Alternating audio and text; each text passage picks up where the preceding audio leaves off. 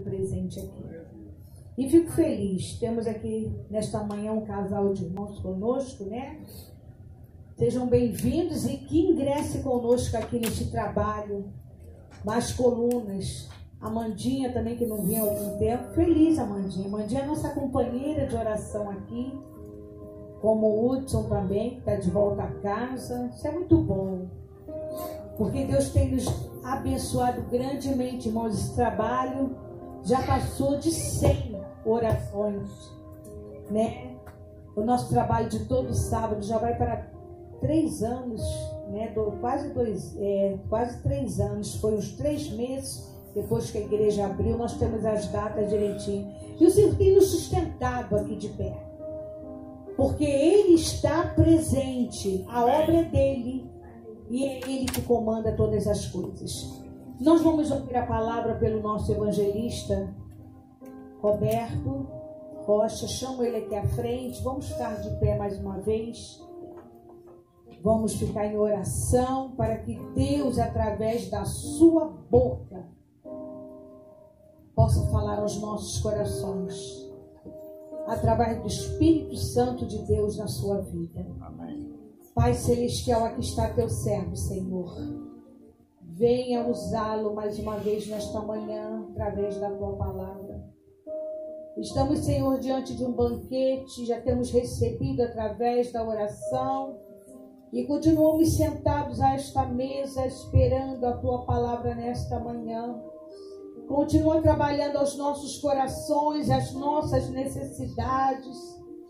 Senhor, continua trabalhando de acordo com aquilo que precisamos ouvir nesta manhã. Usa o teu servo. Esta é a nossa oração a Ti, em nome de Jesus. Amém. Amém. Bom dia, irmãos. A paz do Senhor. Amém.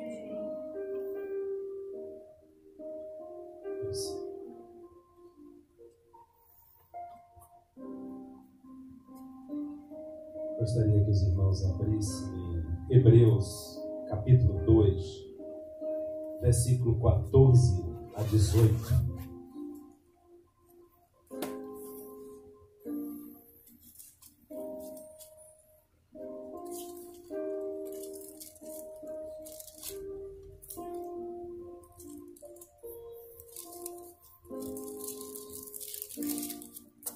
Vamos deixar?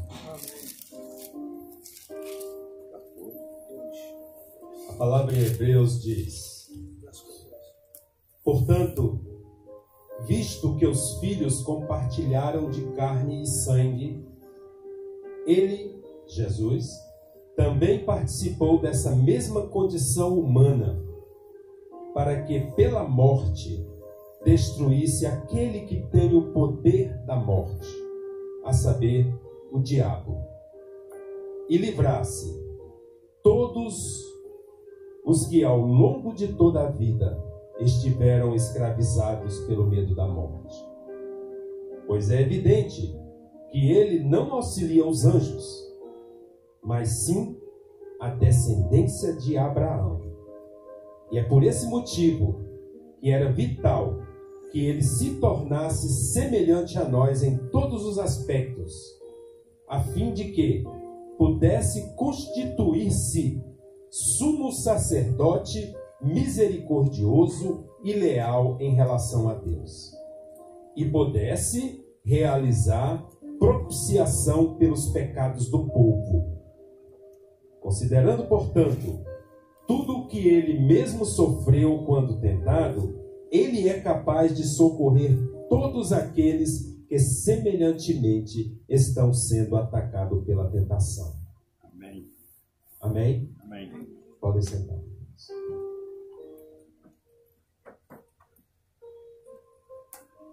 Essa semana, a esposa do pastor e o pastor, eles colocaram um vídeo de um rapaz que foi à China e eu ouvi aquele testemunho daquele rapaz e eu comecei a me perguntar por que nós estamos aqui. E eu comecei a orar. Ele pediu ao Espírito Santo que me mostrasse algo. E naquele testemunho, o que me chamou a atenção é que as pessoas, 22 pessoas, viajaram 13 horas por causa do Evangelho de Jesus Cristo.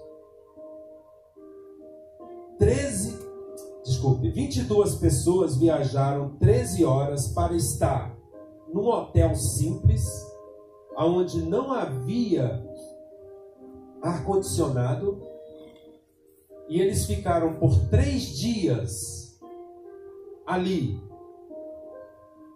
ouvindo a palavra. A pessoa que esteve ali predicando a palavra disse que começava às 8 da manhã e só terminava às 5 da tarde, pregando a palavra àqueles 22 pessoas. E ele, curioso, ele perguntou: o que acontece se eu for pego aqui? Porque na China é proibido. Eles viajaram para se esconder ali naquele hotel e para ter aquela palavra. Eles falaram para ele: bem, você é preso e deportado em 24 horas. E nós ficamos presos por 3 anos. Aí ele perguntou às pessoas: vocês já ficaram presos? E desses 22, 18 já haviam ficado 3 anos presos por causa do Evangelho. Aí começou a me tocar. Porque ele dá alguns exemplos logo no final, quando ele vai orar. As pessoas estão falando: ah, não, eu quero ser como você. E ele se sentiu o pior dos homens. Ele falou: não. Eu quero me sentir como vocês, porque aonde eu moro, ninguém dá valor à Bíblia, ninguém dá valor ao Evangelho. E eu vi claramente, irmãos, que nós estamos aqui porque nós estamos no sentido avesso do propósito. Lá eles fogem da perseguição, porque estão contra a Jesus Cristo. E nós estamos aqui para ir contra os que perseguem a igreja. Porque o que nós vemos muito hoje aqui, como o próprio pastor já comentou, de igreja celebrando Halloween, nós não devemos temer.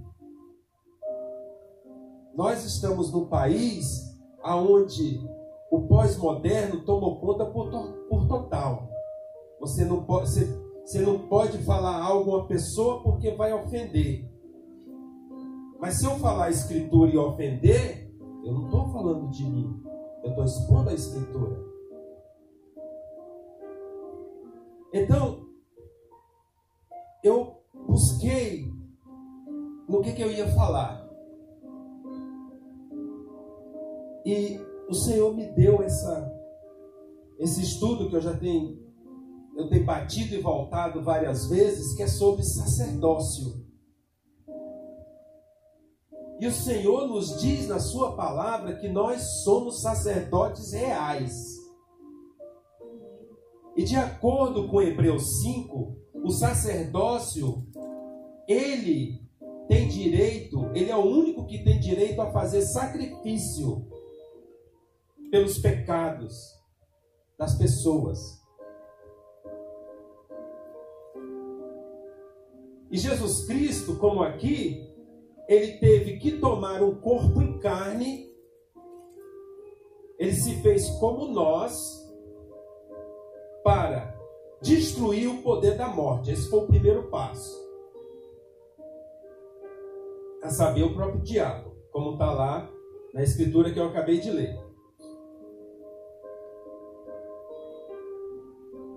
E ele está confirmando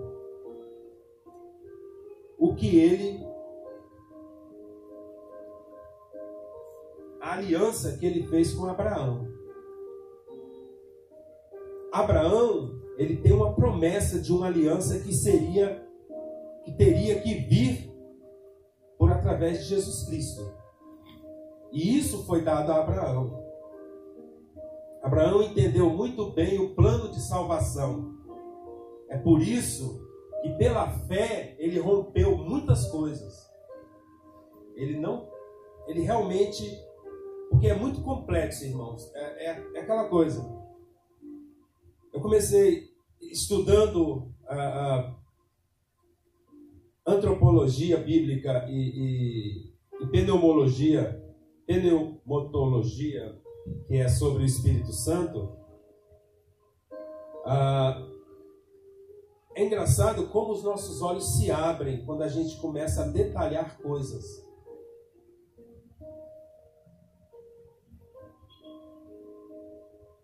Como sacerdote real, Jesus Cristo, ele foi ordenado a sumo sacerdote pela ordem de Melquisedeque, que é um sacerdócio eterno. Que nem mesmo Moisés, como o próprio livro de Hebreus diz, mencionou sobre esse sacerdócio, porque o sacerdócio que Moisés mencionou era através dos filhos de Levi, os levitas. E Jesus, como também é mencionado no livro de Hebreus, capítulo 7, o sacerdócio levita foi anulado por causa do sacerdócio de Melquisedeque, que é o sacerdócio da qual Jesus é o sumo sacerdote. E é um sacerdócio eterno. Se é eterno, ele já existe, ele já é na realidade, ele não existe, ele já é desde toda a eternidade. Quem está entendendo o que eu estou falando? E nós não existe levitas. Levita era um povo, era um sacerdote da época de Moisés que foi levantado como tipologia de como é um sacerdote. Porque tudo que houve no Velho Testamento era tipologia, era a sombra do que haveria de acontecer com Jesus Cristo e para frente de Jesus Cristo. Era o que nós seríamos.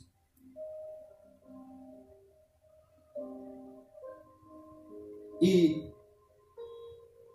o sacerdócio levita, como nós vemos, nem é mencionado nada com canto. Eles eram que organizavam toda a adoração. Eles buscavam os dízimos. Tem uma lista de coisas que eles faziam. Eu já vi pastores dizerem que Davi era levita. Davi não era levita. Davi, ele estava numa linha de Judá. Era uma linhagem de Judá. Tudo isso aconteceu com um propósito. Porque a adoração não é música. É também o louvar através da música. Mas a adoração, como nós vemos lá em Romanos 12, capítulo 1 e 2, é: irmãos, rogo-vos pela misericórdia de Deus que apresenteis o vosso corpo como um sacrifício santo e agradável a Deus, que é o vosso culto espiritual. Isso é algo que nós devemos fazer todos os dias. Porque como sacerdote na palavra em hebraico quer dizer representante de Deus para o homem. O que nós estamos fazendo para representar Deus aqui na terra? O que nós estamos fazendo? É como foi levantado aqui a história desse ministro que foi dar uma palavra na China. As pessoas lá estão decorando a Bíblia enquanto nós não decoramos. Aí, por falta de conhecimento, nós não somos tomados, porque o Espírito Santo só vai agir em você através da palavra. Se você não estuda a palavra, você não vai ter Espírito Santo agindo em você. Porque a palavra é viva. É a própria palavra que se faz luz dentro da gente. Ela é uma água que jorra de dentro para fora. Certo? Então, eu analisando isso tudo, a gente precisa entender que, como diz lá em 1 Pedro 2,9, que nós somos uma geração eleita. Quando nós aceitamos Jesus, nós passamos a ser uma geração eleita. Sacerdócio real. Debaixo da ordem de Melquisedeque, que é o sacerdócio que Jesus faz parte. Que é Ele. Ele é o sumo sacerdote, que através do nosso sacrifício, como é a palavra? As acusações que são feitas por Satanás, é quando ele mostra que nós estamos salvos através da fé nele, e seu sangue é o que nos limpa. O sacerdócio, quando nós vemos o exemplo na lei, nós devemos pegar aqueles exemplos e entender que o sacerdócio ele precisava estar limpo de pecado. Essa é uma tipografia para mostrar para nós que nós, como sacerdote real, nós devemos estar limpos. E próprio Pedro lá, na primeira carta de Pedro, capítulo 1, lá no final do capítulo, ele diz que nós devemos ser santos, assim como o Senhor é santo. E quando essa palavra santo vem, nós entendemos que é uma palavra que indica separação, que indica limpeza, que indica você estar completamente fora, a parte das coisas que não é de Deus. E é por isso que nós estamos vendo tudo isso aí acontecer aí fora. O Espírito Santo, quando ele veio, naquele dia de Pentecostes, ele veio para ficar. É tanto que a Escritura diz que ele estará conosco para sempre. Jesus ainda afirma. E ele está conosco. Mas nós devemos abrir o nosso coração, buscar a palavra diariamente, porque só através da palavra é que o Espírito Santo vai te trabalhar, porque ele vai usar a palavra para que você entenda quem é Jesus e qual a sua responsabilidade diante do reino. E como sacerdote, você começa isso a se manter limpo. Você, como sacerdote, você é, na sua casa, você é aquela pessoa que você representa Deus dentro da sua casa. Você representa Deus no seu trabalho. Você representa Deus aonde você for, na academia, na escola. Se você não abre a sua boca para representar esse Deus, é porque você não tem o Espírito Santo. Quando a gente tem o Espírito Santo, irmãos, a gente não tem medo de nada.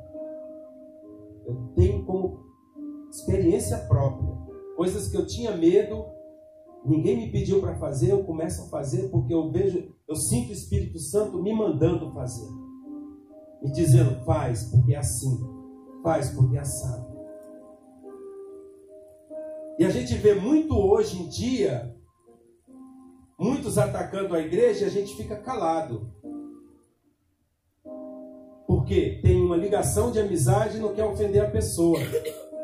Mas Jesus é tão sábio, é um Deus tão maravilhoso, que Ele nos dá um exemplo de que Ele é o noivo e nós somos a noiva. E que se alguém vier falar mal da sua noiva, você é o primeiro a pegar e tirar satisfação com essa pessoa. Você não deixa ninguém falar mal da sua esposa. Se você realmente a ama, claro.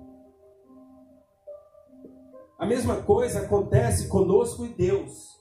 Nós somos a noiva de Jesus Cristo. E se a gente não defender o que Deus nos deu, a gente vai estar com falha. Aí vai acontecer o que foi lido aqui hoje, pela missionária. Eram 10 virgens. Infelizmente, 5 não passaram. Isso é um sinal muito grande do Senhor, nos mostrando que nem toda a igreja vai subir.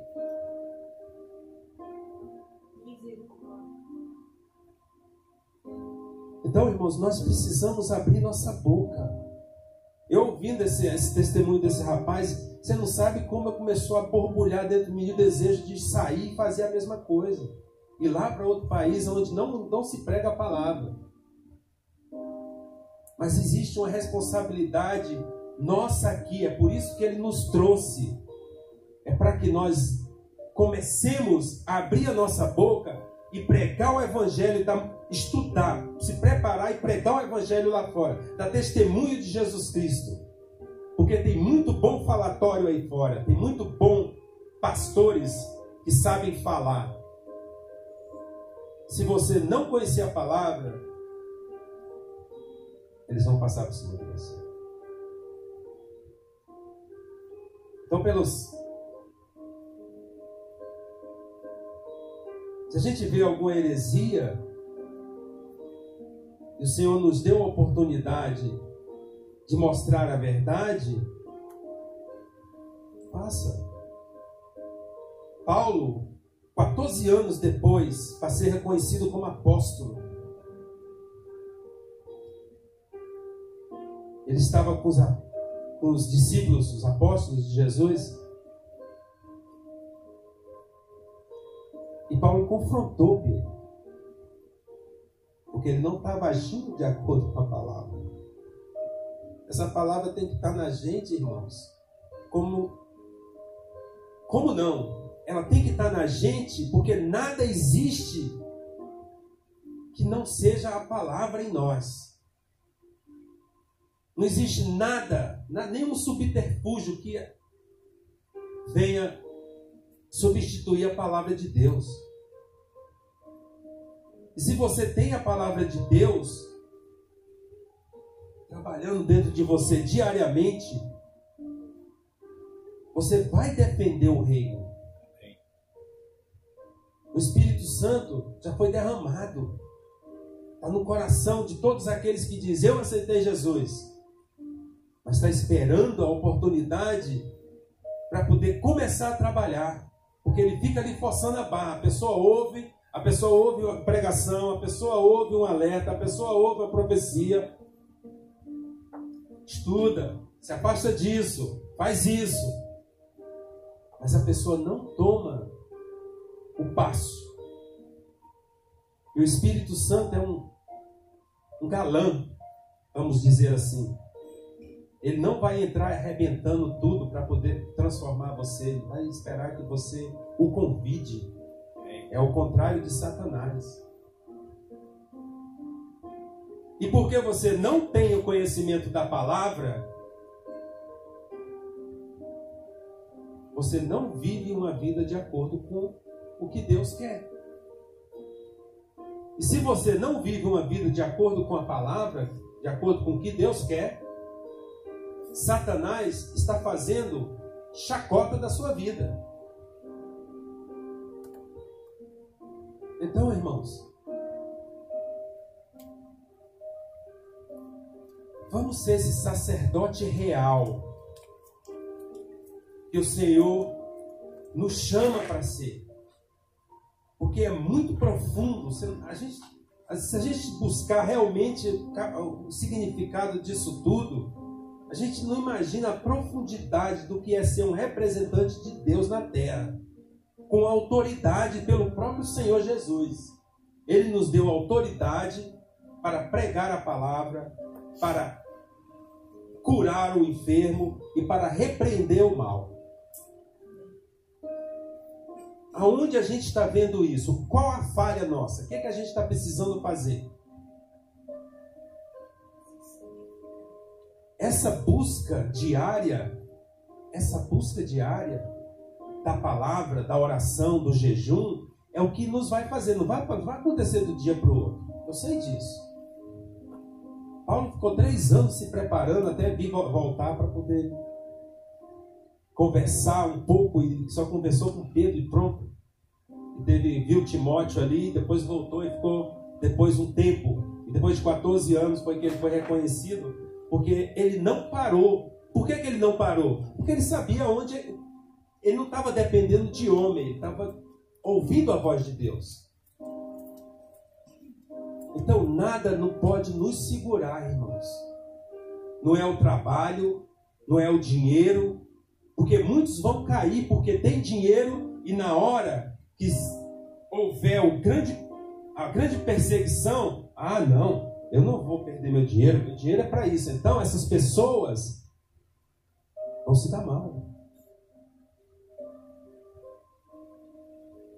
Quando começa a entrar dentro da gente que não importa se a gente tem o que comer ou não, o importante é ir e buscar pregar o reino, porque Ele mesmo promete que tudo Ele vai dar, Ele não vai deixar faltar. Essa é a fé que Ele busca em nós, que Ele quer que nós tenhamos. Então, irmãos, veio a calhar essa mensagem desse rapaz que foi à China. Tem nações que são perseguidos, os cristãos, e tem nações que não são perseguidos, os cristãos, são livres. E por causa dessa liberdade é que a nossa responsabilidade é de defender o reino e contra os que estão perseguindo a igreja. Porque em outros países eles estão perseguindo a igreja e a gente não pode ir contra eles. Vocês estão entendendo a diferença aqui? Em um lugar você tem liberdade, em outro lugar você não tem liberdade. Se você tem liberdade num lugar, é porque Deus tem um propósito muito grande na sua e na minha vida, para que nós não nos calemos, que nós possamos dar mais tempo a Ele, no entendimento da palavra, na oração. A oração, nossa gente, como sempre é falado aqui, se você não tem compromisso em oração, eu não sei o que você está querendo. E jejum, porque sua carne é fraca, você precisa se despir de coisas que só através do jejum. Você precisa estar, como a missionária diz aqui, com a conta cheia, porque se na hora de expulsar um demônio você não tiver de acordo com a palavra, não tiver com Deus, não vai acontecer nada, ele vai fazer chacota da sua cara. Vocês estão entendendo a responsabilidade grande de um sacerdote de Deus? Então nós somos sacerdotes e sacerdotisa. Somos representantes de Deus na terra.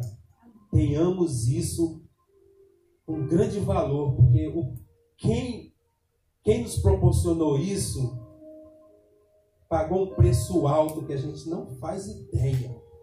A gente não faz ideia. E ele sofreu a vida toda de acordo com a palavra. O próprio Deus foi da graça dele fazer ele sofrer. como diz Isaías, para que ele pudesse realmente chegar ao ponto de morrer e vencer a morte e vencer o pecado, e através da sua ressurreição nós pudéssemos também ter um corpo glorificado, assim como ele veio buscar um corpo e ser glorificado. Amém, irmãos? Amém. E eu deixo isso para a nossa edificação no reino, no nome de Jesus Cristo. Amém.